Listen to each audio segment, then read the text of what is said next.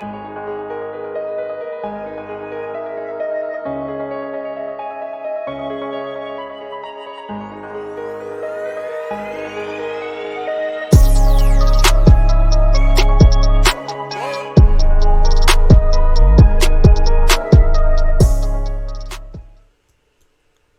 hello. Welcome to Crime and Court. My name is Heather, and this is a breaking news story. It's not exactly breaking, but I think there's new developments within the story, so we're going to take a look. It is pretty groundbreaking in, I think, the criminal justice system, and I think this really needs to be looked at. So I don't know about you guys, but I grew up in this era when I was a young kid. I'll say that. I don't want to give my age away. But I was a young kid when the Menendez brothers made headlines by unaliving their parents. And I just remember it very clearly, and it's always stuck with me because I didn't think that they should have got as much time as they did due to circumstances and things that came out in the trial. They shouldn't have done as much time. So we're going to kind of talk through what this is about, and then we're going to read a letter from, I think it was Erik to his cousin Andy, that was recently found in like someone's storage unit or something. Whoops, I did not want to play that. All right, so this is about the Menendez brothers, Erik and Lyle, and will they ever be free? So the Menendez brothers await a decision that they hope will free them. So let's see what this is about. Lyle and Erik Menendez. By the way, I like to cite my sources. This is by Stephanie Slifer.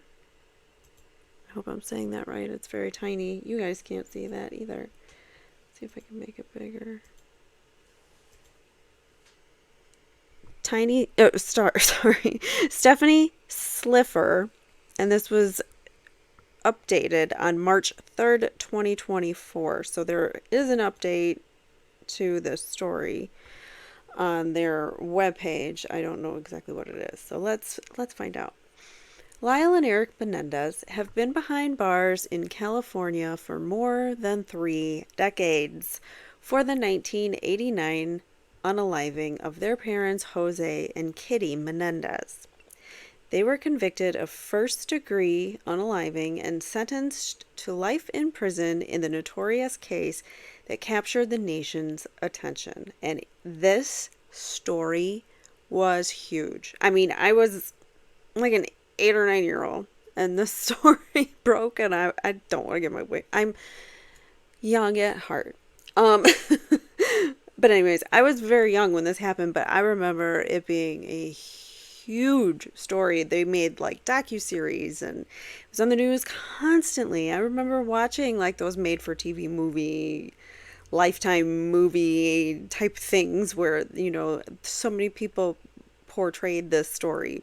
It was huge. It was like the Tanya Harding type of, you know, sensation, you know, media sensation. It was huge. So anyways, they were convicted. Now the brothers are hoping that new evidence will reopen their case and set them free. 48 Hours contributor Natalie Morales speaks to Lyle Menendez from prison as he awaits a judge's decision in the Menendez brothers' fight for freedom. This is streaming now on Paramount. I don't want to play it because I don't want to get copyright struck. So if you are interested in watching that, you could head to Paramount and watch the entire documentary. I don't believe I've seen this yet. I watched so many documentaries and I have consumed so much true crime that it's like, have I seen that one yet? And then I watch it, I'm like, oh yeah, I have. But anyways, so yeah, I might have to take a look at that and maybe give a review if you guys are interested. I don't know. So the Menendez brothers admit that they unalived their parents. So this is not a case of who did it. It's not a case of do they have the right guys in prison. The right guys are in prison, but do they need to serve the amount of time that they have served so far? Should they have been given life sentences? And remember, they were kids when this happened. So they went into prison like 18, 19 years old, I think. Maybe a little bit older. But that is young. You're just starting out your life. And I believe there was tremendous pressure on both of them, but specifically Erik, the older brother, having to be like that protective older brother for Lyle, but also, I feel like Jose probably made a big deal about you're my firstborn type of thing and you need to set an example and do this and that. And I think he was really hard on Erik. Not just not just the ABUSE. I mean, yeah, I spelled that right. I don't want to spell it because the algorithms or say it, but all of we'll call it CA and SA that was going on behind closed doors. That was getting to him too, but it wasn't just that. It was like this control that was constantly over them and this constant fear. When you are in trauma, the world does not understand what trauma does to people. I was in a very abusive relationship. I did things that I really wasn't proud of, said things I wasn't proud of when I was in that relationship. But I was pushed beyond my limits and way beyond my boundaries. When that happens to somebody, you don't know what you're capable of.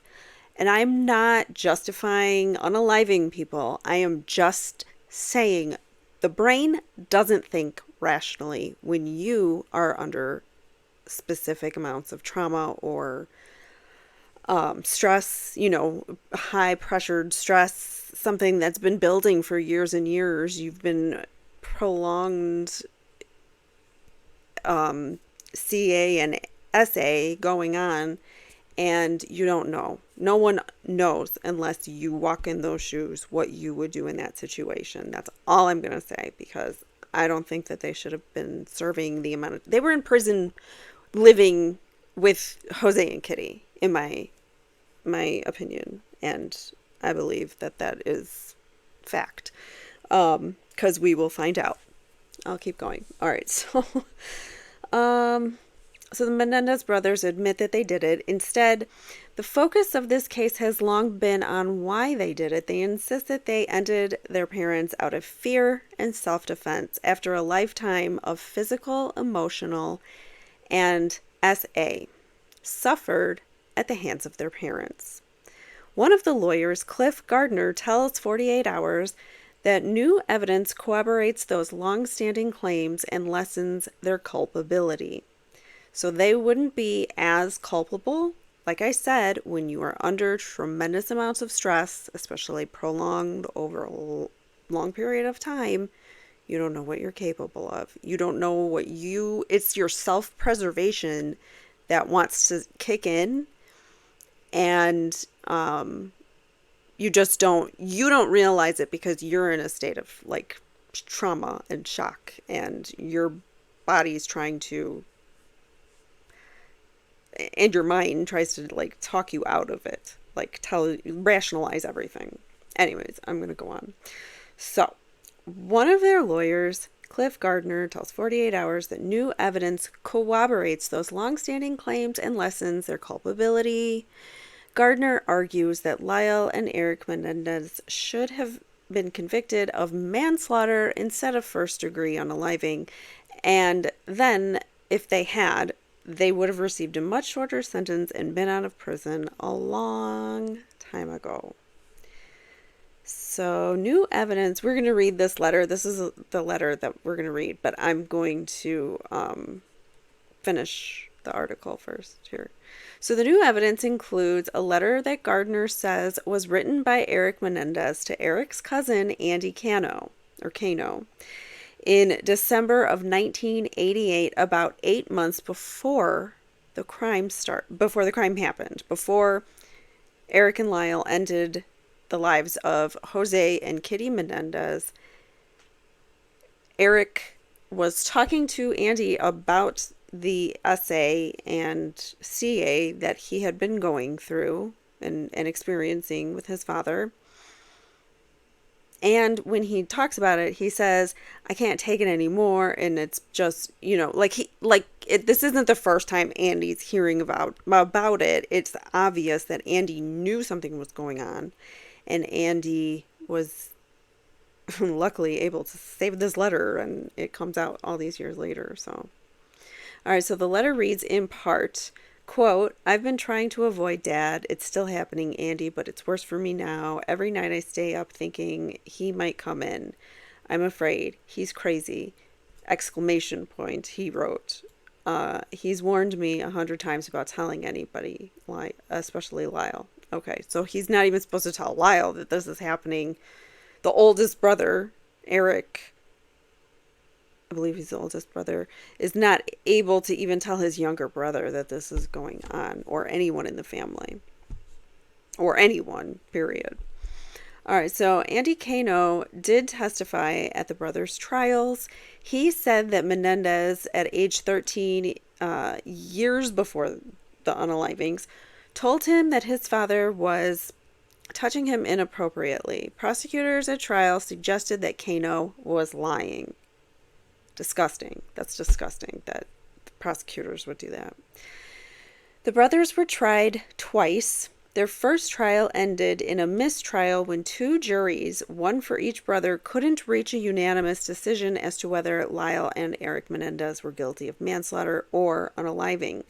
When they tried a second time, the prosecutors attacked the CA and SA allegations more aggressively. Because now they were prepared to attack that strategy at trial because they got a second chance to go at it. So they were ready. They were ready to attack it and be on the offense. So they refer to the allegations as the excuse. That's awful. That trial resulted in the brothers' convictions for first-degree unaliving. Gardner says the letter is proof that the SACA allegations were not made up. He says the letter was never presented at either trial, and it was discovered in storage within the last few years by Andy Kano's mother. Andy Kano passed away in 2003. Unfortunately, the cousin passed away. All right, so the letter isn't the only piece of evidence that has surfaced. It also on, I believe, Paramount, there is a documentary about this, I might say in here. The letter isn't the only piece of evidence that has surfaced. Roy Rosello, a former member of the Puerto Rican boy band Menudo, has come forward claiming that he was also SA'd by Jose Menendez back in the early 80s when Rosello was a minor and a member of the band. And it is believed it is not the only, because so Jose was like a record producer or big shot in like the record producing RCA records. He was an executive. Right there it says, at the time, Jose was working as an executive at RCA Records, and RCA signed Menudo to a recording contract.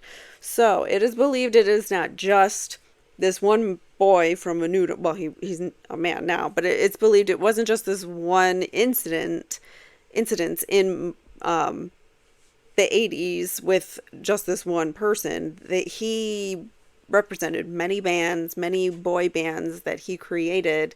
Like he created the boy band probably. And or maybe the Beatles were the original boy band. I don't know. What do you guys think? Who's the original boy band? Let me know in the comments below. It's interesting.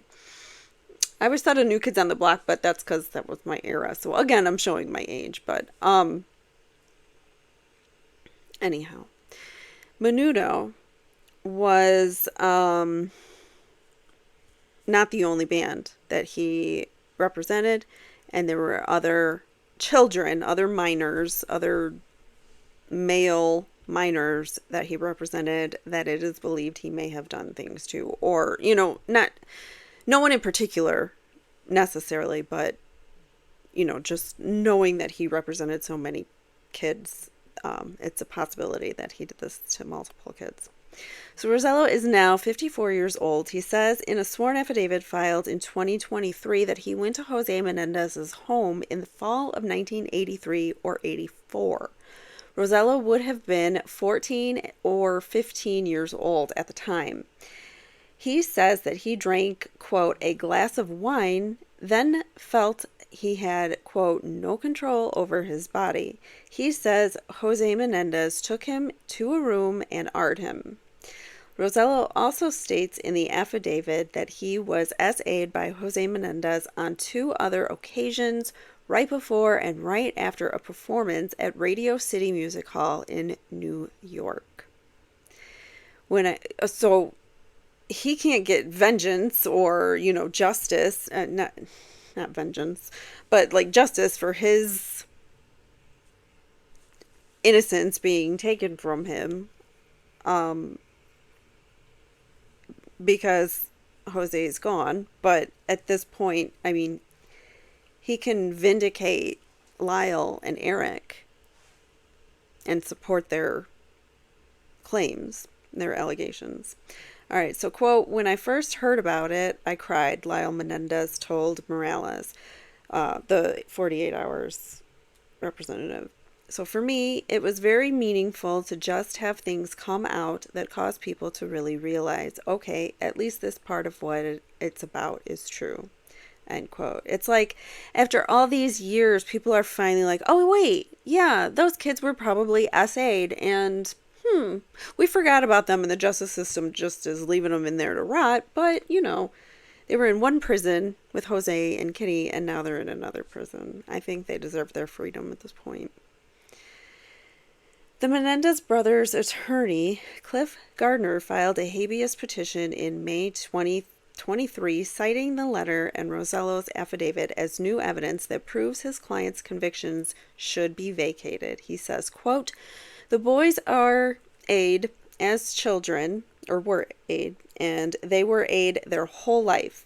This is a manslaughter case, not an unaliving case.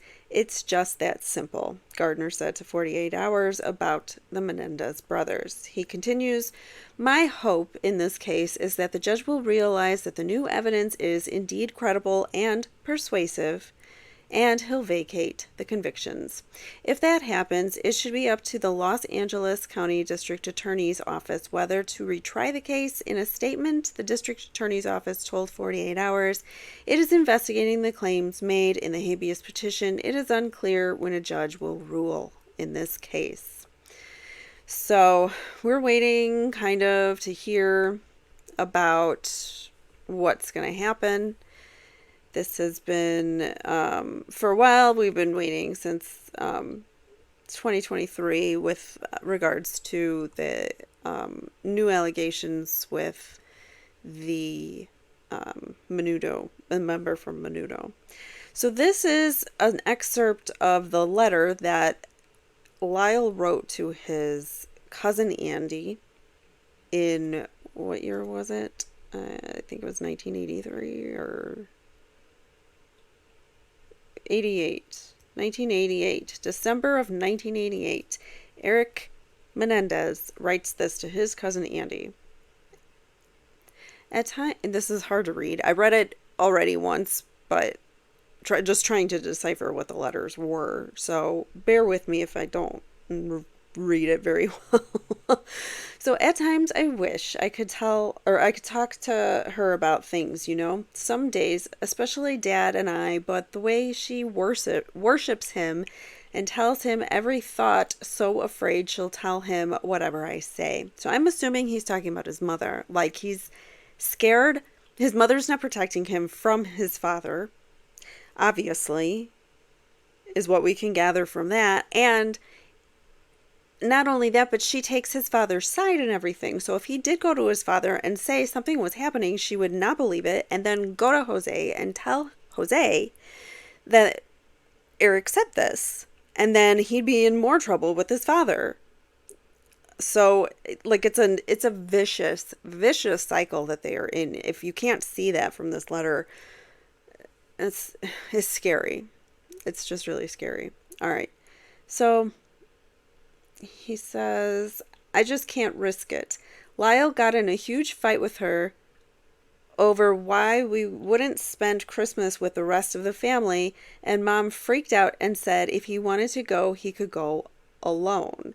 I just don't know why she wants to hurt him like that. I'm sorry, this is really horrible to read. All right, so Lyle wanted to stay, but Dad wouldn't let him. So so now I'm stuck here alone. I've been trying, so like Christmas time or something, not the holidays. He's stuck all by himself. I'm stuck here alone. I've been trying to avoid Dad. It's still happening, Andy, but it's worse for me now. I can't explain it. He's so overweight that I can't stand to see him. I never know when it's going to happen, and it's driving me crazy. Every night I stay up thinking he might come in. I need to put it out of my mind. I know what you said before, but I'm afraid. You just don't know Dad like I do. He's crazy! Exclamation point. He's warned me 100 times about telling anyone, especially Lyle. Am I a serious wimpus? A wimpus. Like a wimp. I guess wimpus is I don't know. Is that the like long version of wimp? Wimpus? I don't know. I'll make it through this. I can handle it, Andy. I need to stop thinking about it. Anyways, I hope you're doing good. So like he switches the topic, and this is very true in people who have survived or gone through traumatic experiences, that they can seem emotionless or be able to switch from topic to topic, like be able to switch from a traumatic experience that they're reliving or saying, and then just switch topics easily, because people who have been traumatized learn to cope and adapt and change their mind, like change the topic, change their mind, change whatever they're thinking about to something better. We're very much able to as a sense of protecting ourselves, people who have survived certain or trauma, they can easily become numb to their emotions because they have to set aside their emotions oftentimes. If you're being yelled at and verbally, emotionally you're going to internalize and just like a lot of people just like go within themselves and they tune out the emotions and they don't hear, I mean, they hear everything, but and they're trying to process it, but you try to like put a blockage, a barrier between you and the person who's A-ing you. It's just, it's a way that we protect ourselves. So you can switch easily from a topic like what he just was talking about to, hey, Andy, how are you doing? Let's talk about you, because I don't want to talk anymore about my dad because my dad disgusts me. I told you I'm done. I don't want to talk about it anymore. I got it off my chest as much as I wanted to say. So that is his way of expressing his emotions, dealing with the emotions that he's feeling due to the SA and just all around, the control and the A. So it feels funny just saying A, but I don't want to get striked for saying words that YouTube doesn't like too much. So anyways, let me know what you guys think. I really do want to do a deep dive on Erik and Lyle because this case has always like stuck with me. So this is going to be like, no doubt about it, I'm going to eventually do a deep dive on this, but I have so many cases that I want to do.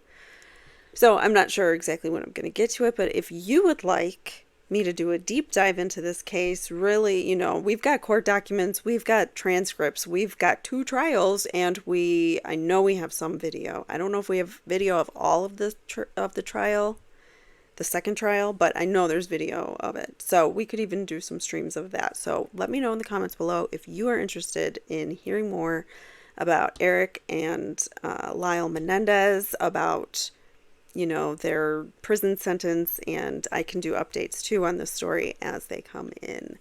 So don't forget to like, share, subscribe, comment, do all the YouTubey things, please. It really helps the algorithms, it helps me, and it helps you. And if you subscribe, then you'll be able to get updates on more stories like this and this particular story. So thank you so much for spending some time with me. I hope you enjoyed, and I will see you later. Take care. Bye. If you've been impacted by a true crime and would like your story told in your own words, or if you or someone you know has been wrongfully convicted or accused of a crime, please write to crimeandcourtchannel@gmail.com and tell us your real true crime encounters. Thanks for watching.